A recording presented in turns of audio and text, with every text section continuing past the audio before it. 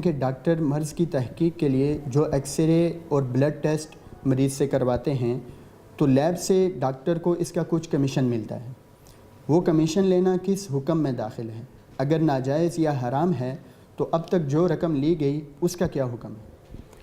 اس حوالے سے جو عام پریکٹس ہے ڈاکٹروں کے ہاں وہ تو بہت ہی غلط ہے. عام طور پہ انعامات کی لالچ میں ایسے ٹیسٹ لکھے جاتے ہیں جن کی بالکل کوئی ضرورت نہیں ہوتی، یا مطلب یہ ہے کہ دوسرے معیاری لیب موجود ہوتے ہیں لیکن ان کے ٹیسٹ اس لیے نہیں لکھے جاتے ہیں کہ دوسری جگہ سے ان کو کمیشن ملنے کی لالچ ہوتی ہے. تو جو عام رواج ہے اس کے مطابق تو اس کی گنجائش بالکل نہیں دی جاتی.